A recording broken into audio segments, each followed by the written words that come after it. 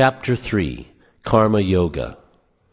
Arjuna said, O Janardana, O Keshava, why do you want to engage me in this ghastly warfare if you think that intelligence is better than fruitive work?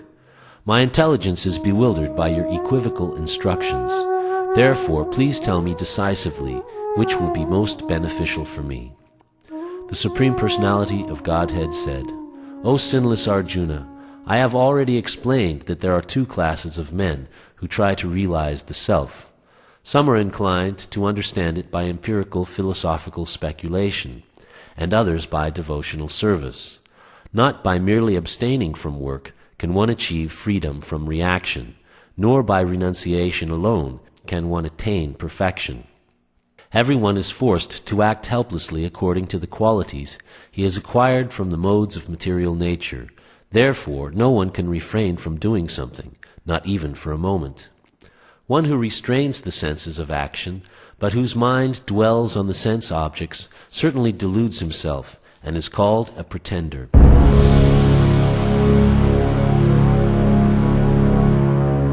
On the other hand, if a sincere person tries to control the active senses by the mind and begins karma yoga in Krishna consciousness, without attachment, he is by far superior.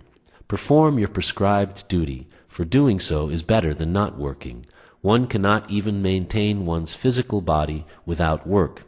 Work done as a sacrifice for Vishnu has to be performed. Otherwise, work causes bondage in this material world. Therefore, O son of Kunti, perform your prescribed duties for his satisfaction, and in that way you will always remain free from bondage.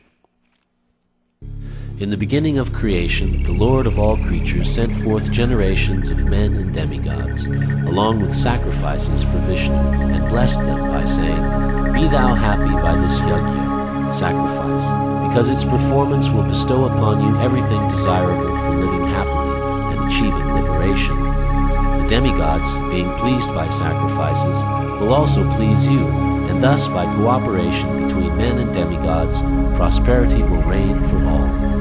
In charge of the various necessities of life, the demigods, being satisfied by the performance of yajna, sacrifice, will supply all necessities to you. But he who enjoys such gifts without offering them to the demigods in return is certainly a thief. The devotees of the Lord are released from all kinds of sins because they eat food which is offered first for sacrifice. Others who prepare food for personal sense enjoyment verily eat only sin. All living bodies subsist on food grains, which are produced from rains. Rains are produced by performance of yajna, sacrifice, and yajna is born of prescribed duties. Regulated activities are prescribed in the Vedas, and the Vedas are directly manifested from the Supreme Personality of Godhead. Consequently, the all-pervading transcendence is eternally situated in acts of sacrifice. My dear Arjuna, one who does not follow in human life the cycle of sacrifice, thus established by the Vedas, certainly leads a life full of sin. Living only for the satisfaction of the senses, such a person lives in vain. But for one who takes pleasure in the self, whose human life is one of self-realization, and who is satisfied in the self only, fully satiated, for him there is no duty.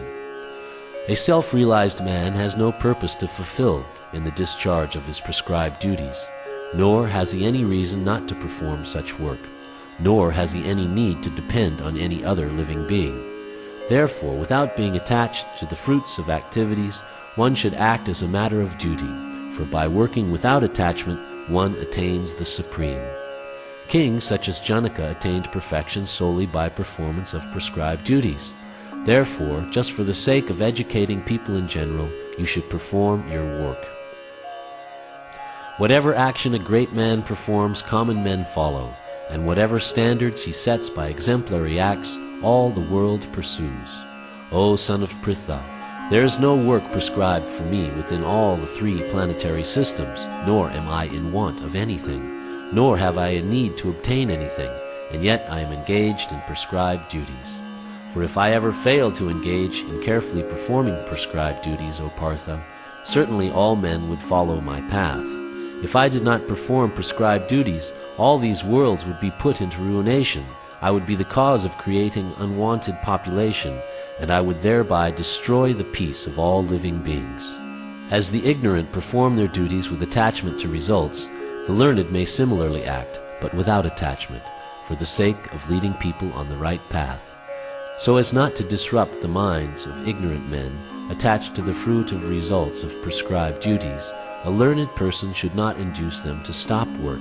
Rather, by working in the spirit of devotion, he should engage them in all sorts of activities for the gradual development of Krishna consciousness.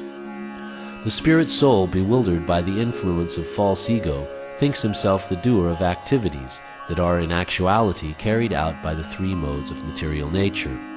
One who is in knowledge of the absolute truth, O mighty armed, does not engage himself in the senses and sense gratification, knowing well the differences between work in devotion and work for fruitive results.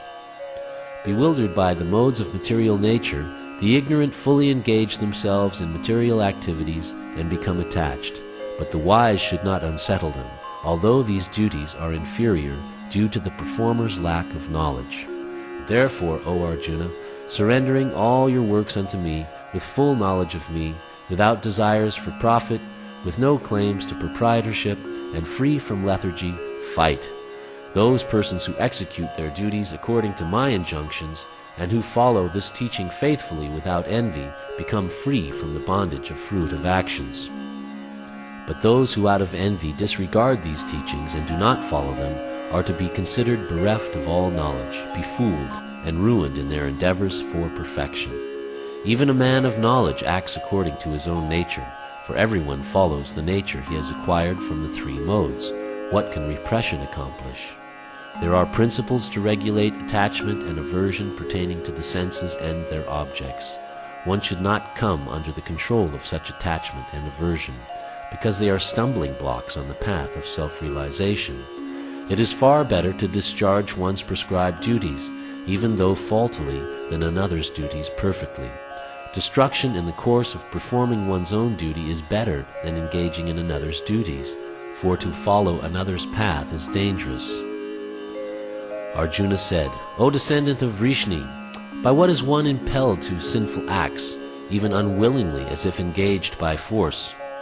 The Supreme Personality of Godhead said, It is lust only, Arjuna, which is born of contact with the material mode of passion, and later transformed into wrath, and which is the all-devouring sinful enemy of this world. As fire is covered by smoke, as a mirror is covered by dust, or as the embryo is covered by the womb, the living entity is similarly covered by different degrees of this lust. Thus, the wise living entity's pure consciousness becomes covered by his eternal enemy in the form of lust, which is never satisfied and which burns like fire. The senses, the mind, and the intelligence are the sitting places of this lust. Through them, lust covers the real knowledge of the living entity and bewilders him. Therefore, O Arjuna, best of the Bharatas, in the very beginning curb this great symbol of sin, lust, by regulating the senses, and slay this destroyer of knowledge and self-realization. The working senses are superior to dull matter. Mind is higher than the senses, intelligence is still higher than the mind, and he, the soul, is even higher than the intelligence. Thus, knowing oneself to be transcendental to the material senses, mind, and intelligence, O mighty armed Arjuna, one should steady the mind by deliberate spiritual intelligence, Krishna consciousness, and thus by spiritual strength conquer this insatiable enemy known as lust.